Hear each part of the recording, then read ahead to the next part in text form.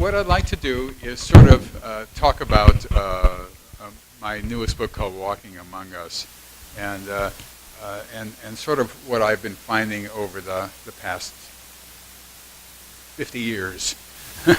Literally, I started getting interested in the subject in 1965. I didn't do abduction work until 1986, but there's an arc to this phenomenon, and let's talk about that a little bit today. Now, you have to remember how I am and what I am, and therefore keep this in mind at all times. Every time you think about me, think about this. I am bombastic. I speak with great authority about events of which I know nothing. I have an overwhelming compulsion to say stupid things. You could write volumes of all the stupid things I've said in my life. Okay, in the beginning, flying saucers. The problem with flying saucers was that nobody knew anything about them. Even now, nobody knows anything about them.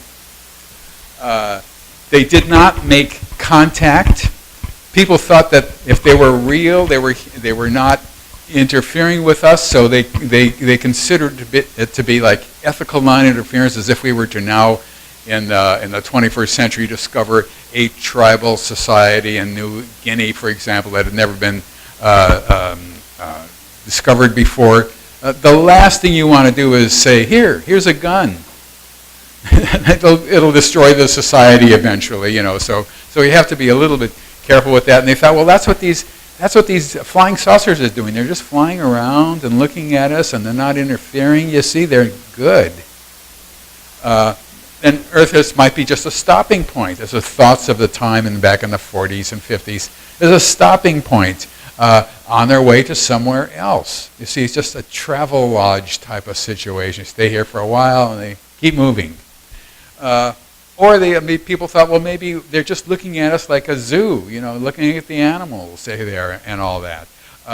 Maybe they thought this was the most bizarre one, that because we exploded atomic bombs, big explosions, that attracted them. As if volcanoes didn't have big explosions that would have attracted them over the millennia.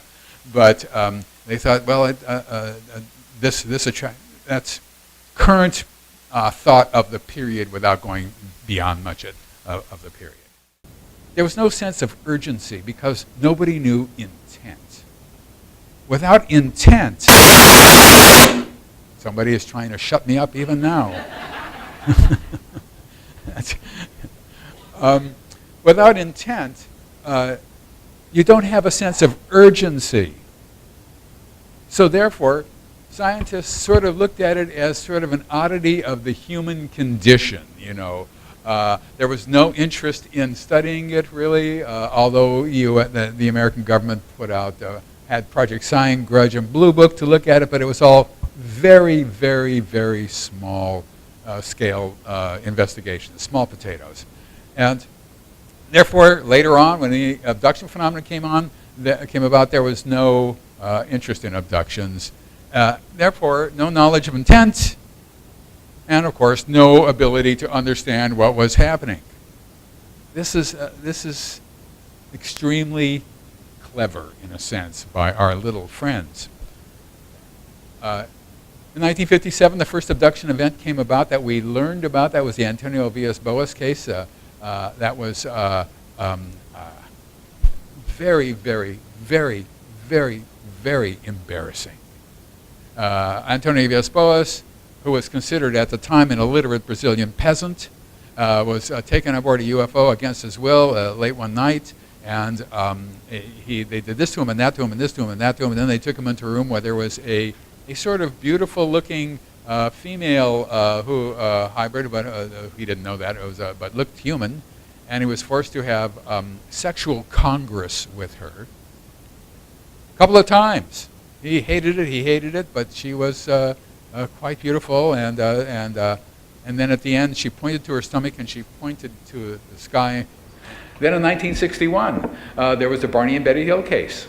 Barney had sperm taken from him, which was so embarrassing to him that when a book was written about it called The Interrupted Journey, he had the author, John Fuller, take that part out of the book which was an extremely smart thing to do. Okay, and it is intergenerational. That means that if a person has had abduction experiences as an abductee, their mother or the father or both were abductees or was an abductee. Their mother or father or both were abductees, or one of them was. Their mother or father was an abductee. Now, at a certain point, we can date it back, and then we lose sight of it when people don't know the family history in terms of funny stories about odd things that have happened to their great-grandparents, things like that. That's one of the ways in which we can date it, and it's obviously not the best way, but it's really the only way, in a sense. So, so the fact is that it's this relatively modern phenomenon. Now, the alien workforce. Everybody on board a UFO is a worker. Everybody is a worker, period.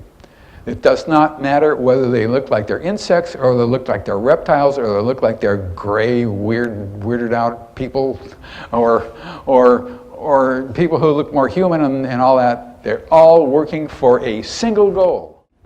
This, what I called Mind Scan in Secret Life, my first book on this subject, which I grew to hate because it just doesn't sound right. So now I call it neural engagement. I'm saving, I've got a $5 word in place of a 50-cent word, which is sort of the opposite way. But that's what that is there. And they're taking sperm. And you'll notice the table.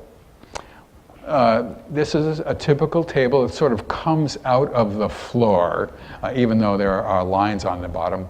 And it's flat, there's a couple other, there's another sort of table-like ledge on the right side. That's an object there that she didn't actually draw it correctly, or he didn't draw it correctly, but that's one of the several different ways in which they get sperm. Abductees now, I've found teaching humans how to drive, humans how to shop, about human relationships. They teach humans how to be human, essentially. These humans who have been bred to live here are moving in to apartments primarily from about age 17 to 20, let's just say, in groups of 2 to 4, and sometimes independently who are maybe 20 to 24, living alone. Are we the first planet in the galaxy to undergo hybridization? Remember, this is a global phenomenon.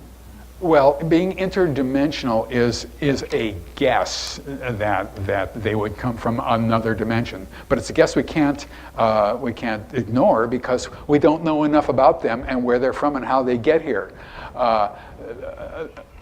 We don't know the backstory. We don't know where hybrids have their clothes made, for example, these shifts that they wear. We don't know an awful lot of things that happen in the background. We don't know where these gray aliens have higher-ups that they answer to. We don't know anything about that because they don't tell abductees, so therefore we don't know.